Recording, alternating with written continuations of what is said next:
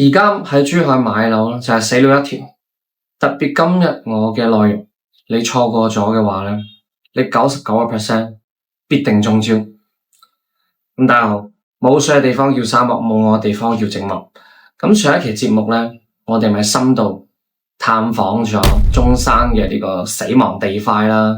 我評論區依然都係受到好多謾罵，但係都唔緊要。好多朋友希望咧，我雨露均沾，就講埋珠海嘅死亡地塊啦。其實我係一開始係唔係幾情願去講嘅，因為其實呢啲內容咧喺我之前嘅付費裏面群組都有講過啦。基本上啲老觀眾咧都知道咩情況，甚至乎比啲中介仲更加專業。但係咧，大家都知道啦，我好錫觀眾啊嘛，特別係嚟咗好多新嘅 fans 朋友，最近特別多，尤其連台灣嘅朋友咧，都開始陸陸續續咁樣回歸翻我哋祖國嘅懷抱啦。好啦，經過長時間嘅心理掙扎，我都係決定做埋呢一期節目。今日咧，同各位精神股東溫故知新，我哋今日嚟傾下咧珠海樓市嗰啲死亡板塊。有啲板塊內容咧，可能有啲股東聽過，但係放心，每一次我都會俾你哋新嘅內容，保證令到各位股東咧耳目一新，而且我哋會有唔同嘅角度出發，包括我哋團隊咧實地探訪到嘅最新一手信息，一定係可以幫到你哋。咁當然啦 ending 都有啲真心嘅建議俾翻我嘅朋友，即係你哋啦，令到你哋遇到啲老千或者詐騙犯嘅時候，你就諗下 Wing Sir 嘅呢一個建議，起碼你可以及時止損啦。好啦，今日咧我會通過呢幾個死亡板塊唔同嘅收割方式，但係依然咧係殊途同歸。當然啦，喺我哋今日嘅節目開始之前，先同大家問一問個問題先，就係經常買樓嘅正常股東咧，肯定睇過呢一張咁嘅中國樓價嘅走勢表啦。大家可唔可以發覺啲疑點呢？特別係咧，大家睇翻呢個樓價嘅走勢，點解佢升嘅時候唔係一條直線咁樣往上升，中間有下跌？呢一個咧，通過我哋今日嘅影片一葉知秋，希望可以幫到大家咧睇得更加通透啦。當然啦，今日嘅影片少唔到就係我會分享埋最新嘅成交數據同埋真實嘅市場情況，特別係你哋喺網上或者其他 channel 絕對聽唔到，同埋佢哋都唔想俾你哋聽到嘅內容。好啦，各位精神股東記得喺我哋嘅影片開始之前 like 同埋 share，以防咧你哋睇唔到我呢期影片啦。喺啱啱過去嘅呢個5月份啦，特別係五一假期嘅呢個黃金周加持之下啦，對於內地樓市嚟講咧係非常之緊要嘅。因為咧單係呢個五一嘅黃金周，珠海有啲樓盤成交額有啲達到1億，基本上過億項目都唔少啦。但係大家要知道，呢啲咁嘅熱度唔係平均分布，而係集中喺珠海少數核心板塊，甚至乎樓盤。因為大家要知道，其實每一個城市嘅發展本質都係一個資源分配嘅競爭。其實道理就同各位精神股東你哋運營一間公司嘅邏輯係好相似嘅。特別係我哋珠海呢個西區啦，因為珠海之前一路向西嘛，令到好多人就以為咧西區以後個樓價會超越翻香洲區。但係事過境遷啦，特別係而家咧成個樓市下行周期嘅情況下，其實我哋由真實嘅體感上面都係 feel 到西區有啲板塊咧就被嚴重拖晒後腿啦。所以大家估得冇錯，我哋先由西區落手。有好多板塊當年有幾風光，而家就係幾落寞，甚至乎可以話佢哋永無翻身之日，都一啲都唔為過嘅。首當其衝嘅就係珠海當時嘅香港城啦。呢個香港城大家要打個雙引號喎。點解呢？首先一個地方業主幾乎都係香港朋友，同埋佢哋喺疫情嘅時候咧都係好典型嘅，就收割咗好多無數嘅香港朋友。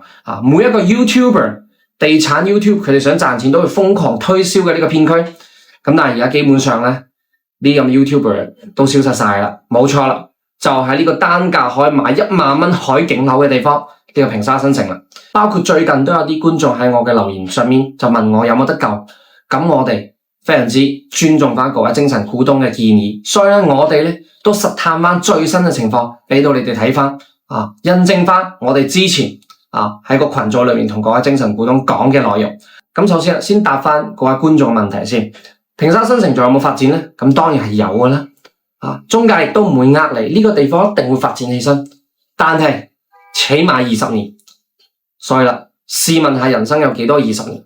咁原因係邊度？今日我哋有少少特殊，我哋先由宏觀開始講。其實呢，我哋睇翻當時呢個地方嘅規劃，平沙新城當時規劃嘅總嘅面積係25平方公里，咁佢起步嘅面積都有5.5萬平方公里。當時規劃嘅人口有8萬人，佢就目的就要打造成為區域性現代化服務嘅濱海新城啦。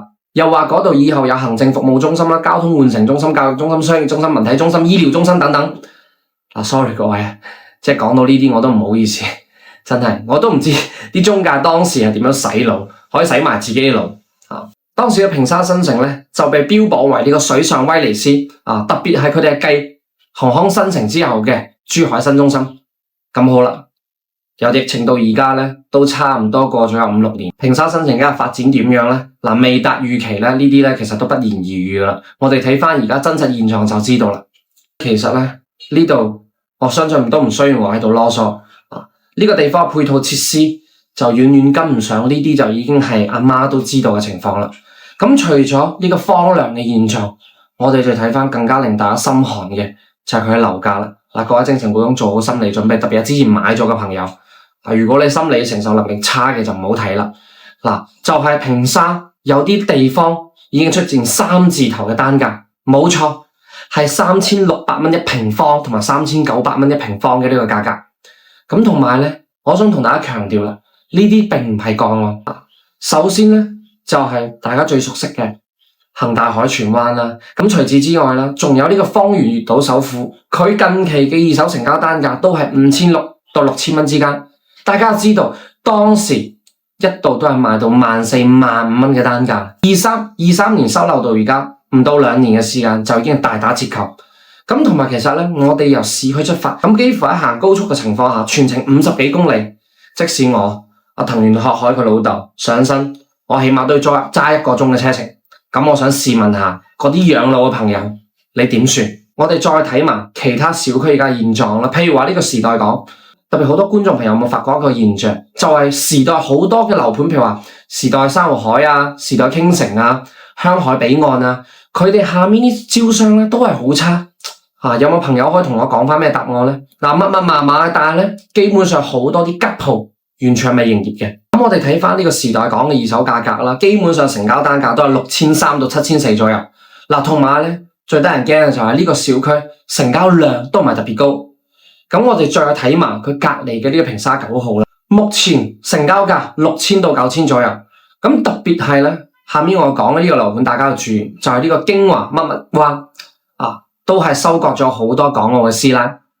因為呢一個樓盤咧係分非常多期開發。目前成交價咧都因為佢開發嘅期數唔同，價格嘅跨度都比較大。咁呢度我就唔展開講，但係我想講嘅就係其實呢一個發展商都係非常之可憐。因為佢哋係一個潮汕開發商嚟嘅，當時就唔知咩原因啦，心太大啊，定係話俾人服咗啦，攞咗好多塊地。咁咧我哋就聽到啲小道消息啦，話呢個資金可能有啲緊張。所以後續開發嘅地塊咧，大家就唔好寄予好多嘅厚望。同埋我哋睇翻新聞啦，投訴都不斷，因為呢個盤發展商同埋物業都係京華。咁大家諗下一個問題，一旦資金鏈出現情況，後續呢咁嘅管理問題、維護問題都會逐一浮現。仲有另外一個經典樓盤啦，平沙上苑啦。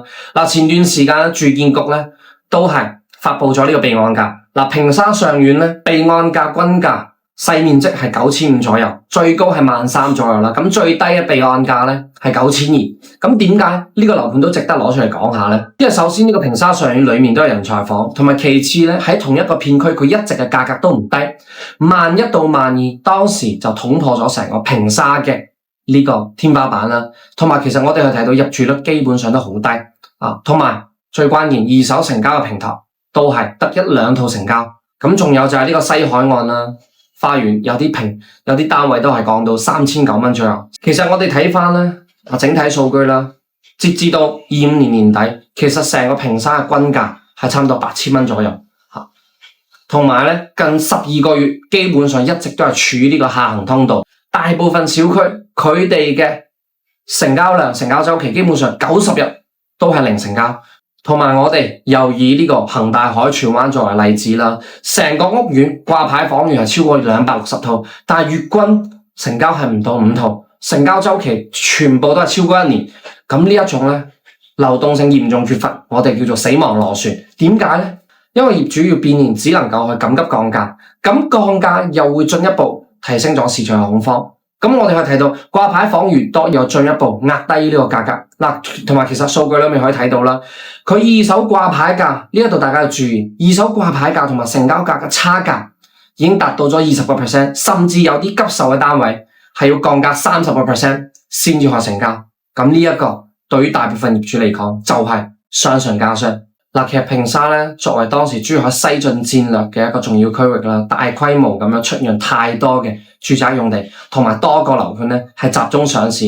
但係因為大家知道市場下行，令到咧有啲項目陷入咗呢個資金情況啦，譬如話呢個天譽珠海灣啦，甚至乎好多啦23年要交樓，到而家呢個吊塔都係靜止喺度嘅，鋼筋暴露。好多售樓部嘅門係關住，雖然平沙而家肉眼可以見到，譬如話呢個平沙文體中心都係收尾階段，包括呢個鄰里中心啦，都喺度待建緊，包括珠海第2個賽車場都會喺度，但係呢一啲都係備案。呢一個地方嘅最大硬傷就係交通方面，因為你哋嚟咗呢個地方，你除咗自駕，你哋可以選擇嘅只有公交車，所以對於大部分居民嚟講，佢哋公共交通依然係極度嘅缺乏，冇辦法承接市區外溢嘅需求，亦都冇辦法令到更加多嘅嚟呢度定居。而且大家知道啦，平沙所在嘅係呢個高欄港經濟區，以石化海洋工程呢個重工業為主，咁呢一類產業對就業嘅吸納能力係非常之有限。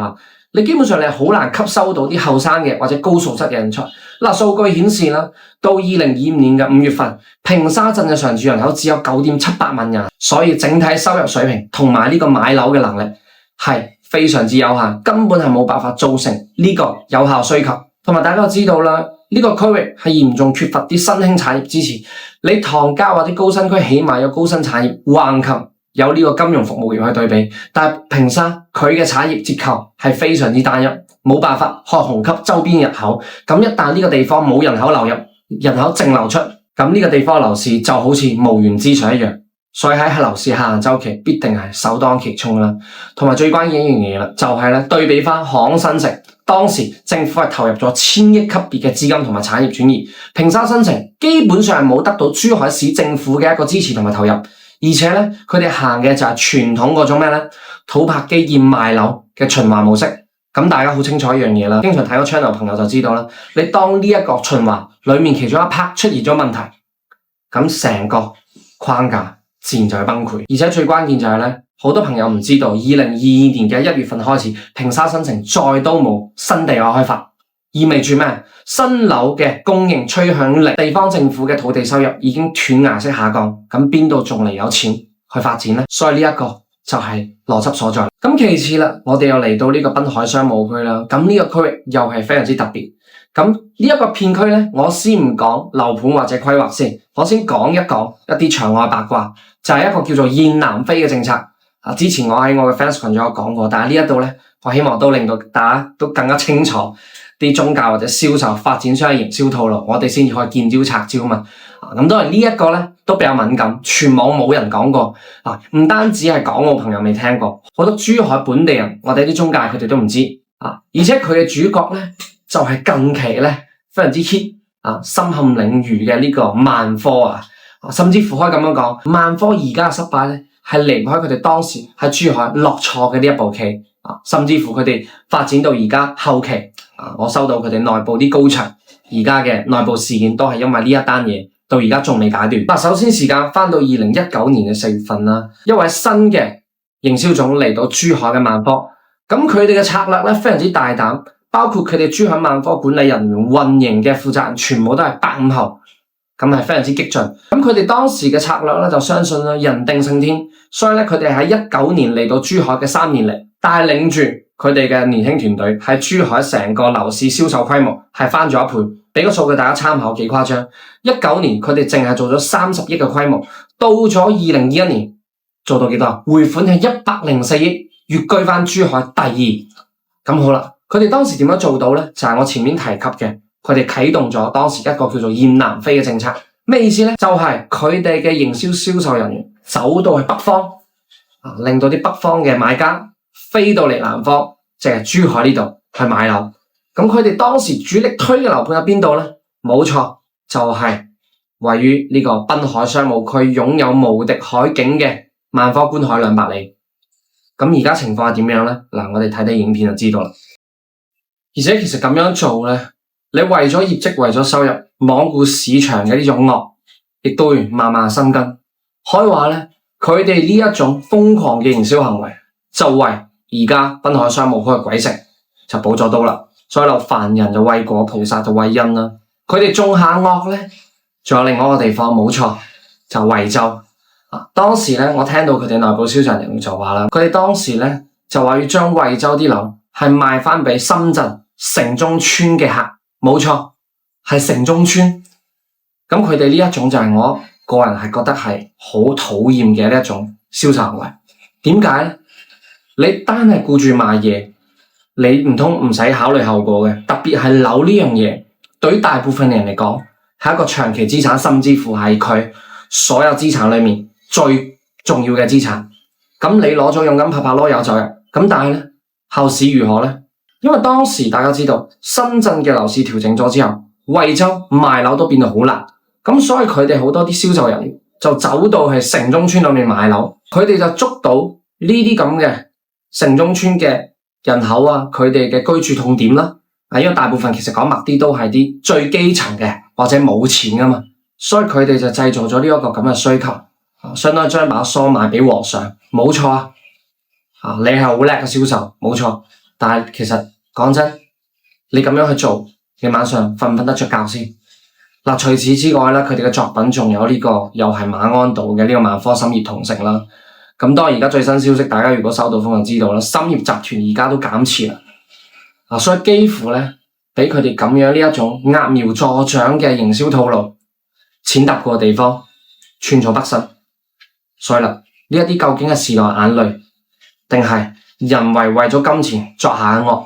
大家點睇？評論區講下。嗱，咁至於翻到佢呢個地方嘅問題啦，當然其實就係規劃問題啦。當時就係稱為呢個橫琴後花園，因為按最早期嘅規劃，濱海商務區嘅呢個航空產業園，佢嘅定位就係以商業辦公產業結合嘅一個配套片區。因為嗱，我哋可以睇到佢最初規劃係呢個主題樂園啦、中央商務區，包括呢個高端濱海商業區，包括呢個總部經濟辦公室。所以大家聽到呢啲所謂嘅嘢，而家咧仲有人同你講呢啲咁嘅規劃咧，你真係可以拉黑佢啦。所以就係有呢啲咁嘅美好規劃嘅加持之下，呢一個片區最高係飆到27,000到28,000平方。隨之而嚟嘅就係重磅一擊啦。呢個地方嘅規劃變咗，樓價都開始大跳水，因為就係呢個航空大世界佢嘅地塊進行咗調整。原本嘅投資方撤資，主題樂園就變成咗呢個商業綜合居住區，導致好多嘅配套係落後，嚴重打擊咗當時嘅買家，特別係啲炒家嘅信心啦。再加上又係老演員啦，當時宣傳嘅金海大橋確實通咗車，但係咧靴子落地，成個濱海商務區係分為中部、南部，唯一兌現嘅亦只有南部呢個片區。咁北邊呢個片區咧，東面全部都係海，南面咧有3.8米嘅呢個濕地公園，理論上發展起身確實會係世外桃源，但係而家咧又同呢個平沙新城係殊途同歸。雖然話而家又開始發力發展呢個地方，但係我覺得咧呢個地方係好難再重新拉動起身。咁當然啦，有前面呢啲咁嘅鋪墊，佢哋而家嘅價格就簡直同航空新城係天堂與地獄啦。因為航空新城一邊啲優質樓盤價格非常之堅挺，譬如話我哋睇到二手嘅最新成交，彭帥金月灣二手價基本上係仲貴過而家嘅金灣府嘅新樓，甚至乎部分單位賣到24,000，貴過珠海市區。仲有呢個十里官立，最高竟然賣到3萬蚊。咁所以金灣嘅濱海商務區嘅樓價可以話係全面崩盤。我哋睇翻海上城市嘅成交價已經係達到1萬蚊左右，咁我覺得跌破呢個價係時間問題嘅啫。仲有碧桂園、華發、海灣1號啦，一樣都係賣到1萬蚊左右。大家知道2019年成個片區均價係2萬3，隨住橫琴嘅熱度，佢哋水漲船高，突破咗3萬蚊。而家咧5年一眨眼過咗啦，我就再睇翻啊，特別係咧呢個萬科海上城市啦，當時最低2萬2，最高一線海景足足賣到4萬蚊，一共有4期開發，一期賣晒，2期、3期、4期，而家都一樣拖住喺度嗱，基本上都係冇乜銷售再去推銷噶啦。點解咧？因為銷售都知道一個最清楚嘅問題，就係賣咗銷售都唔一定收到錢。所以啦，咩跨城居住啊、工作喺橫琴、生活喺金灣呢啲咁嘅 slogan， 大家聽下就算啦。同埋咧，呢兩個地方亦都係導致金灣庫存嚴重擠壓嘅罪魁禍首。所以點解同大家咁樣講？外行睇熱鬧，內行就睇門道。之前咧，我同大家分享過一個概念，叫做朱古力板塊，亦即係話其實咧，而家樓市會好似朱古力咁樣分為好多板塊，即使係同一個行政區、同一個板塊，但係唔同嘅樓盤，大家都知道居住個群體唔同，價格都係天差地別。所以哪怕有啲朋友你係對金灣有希望、對金灣有信心，但係你俾人老點咗買到3座片區，或者我前面講嘅呢2個死亡板塊，你都有排頭痕。最後一個板塊，我覺得都要稍微提下啦，就係呢個老香洲啦。老香洲其實咧就係珠海嘅發源地，但問題咧都係在於咧，基本上開發嘅土地係基本上係冇嘅，同埋冇大片嘅產業配套。其次，大家知道老香洲顧名思義，呢個片區大部分咧都係人口老齡化，所以如果你買咗呢啲樓咧，你搏佢拆遷，佢拆遷成本又高，難度又大，所以對一個板塊嚟講咧，其實呢一啲都係大家注意嘅問題。咁好啦，大概咧死亡板塊就同各位精神股東雨露均沾到呢一 part 啦。如果大家覺得有用嘅，記得評論區大有用，或者你都去講翻你哋想聽嘅內容我都會安排時間去製作，去分享俾各位精神股東聽嘅。咁同時咧，都歡迎大家加入我嘅粉絲群組，有免費同埋付費任君選擇。我依然會喺裏面分享更加多你哋聽唔到嘅，同埋我唔會喺公開場合講嘅一手信息，令到你哋咧唔會買貴買錯。記得問過我哋再出手。咁當然仲未完嘅，我哋翻到前面嘅問題，開頭問題就係點解樓價會咁嘅走勢咧？其實呢一個涉及到一個好重要嘅概念，叫做政策偏好。其實好多朋友係唔清楚嘅，特別係外地朋友，我哋可以睇到其實咧，每當呢個內地樓價上升過快嘅時候，政府就出台政策，令到佢升得慢啲，甚至乎下調少少啦。但係咧，盈虧同源，咁下跌嘅時候咧，政府依然會出台政策，好似擠牙膏咁樣，限制佢嘅下跌，或者咧製造一波行情。所以經常同大家咁樣講，大家嚟內地買樓，千祈一定要睇清楚政策，特別係對於我哋普通人嚟講，我哋一定係選擇呢個咁嘅政策偏好期，亦即係咧政府政策放寬嘅時候，佢願意你去入場嘅時候，你就去買，而唔係一啲政策厭惡期。其實大家可以睇到，高峰期往下跌嘅，基本上都係政策厭惡期。咁所以啦，呢一度咧就係 ending 呢一 part，我希望都分享一個關鍵信息俾各位。即使你唔係喺珠海買樓，其實我覺得都係一個好好嘅一個風向標，就係我點解好唔睇好坦洲嘅樓市。之前有個中介喺我呢度就話，好多啲珠海市區人買唔起珠海，所以以後就會去買翻坦洲。其實呢樣嘢咧，喺我10年前我培訓啲僆嘅時候，我就已經用過啦。講真嘅，但係事實上證明係唔 work 嘅。特別係咧，因為大家知道珠海而家已經動用咗幾十億去收儲，之前係用咗120億啊嘛。同埋其實咧，公開落地央行3000億嘅保障房再貸款呢個項目，大家一定要關注，因為佢釋放咗一個咩信號咧？就係珠海，尤其啲地方政府，佢開始收儲。咁佢嘅收儲呢啲地方嘅錢或者政府嘅錢，佢就係最聰明嘅錢。佢會開始揀項目、揀區域。你譬如話好多人係估唔到嘅，點解佢收儲都要收儲埋呢個富山工業園？咁我哋作為行內人就知道，因為富山工業園嗰度有企業、有產業、有工人，同埋嗰度嘅租金回報可以話係全珠海最高嘅。好多朋友可能唔相信，所以換句說話嚟講，佢收儲唔係搞開發商，而係要睇翻呢一啲資產係咪優質資產。因為大家明白一樣嘢，國家嘅錢就係最聰明嘅錢。大家諗下係咪先？邊個地方政府用得多，買嘅樓越多？咁你諗下啦，如果佢哋買嘅呢個地方嘅樓價或者啲資產繼續下跌，咁呢啲地方政府就涉嫌令到國有資產流失，咁呢一個職責邊個都唔敢擔。所以其實大家又可以睇翻，通過呢咁聰明錢，你哋可以判定到方向。或者咁樣講白啲啦，如果大家你去一個城市，你去睇一個區域，如果連收儲嘅一個風聲都冇，你入場你100%係韭菜。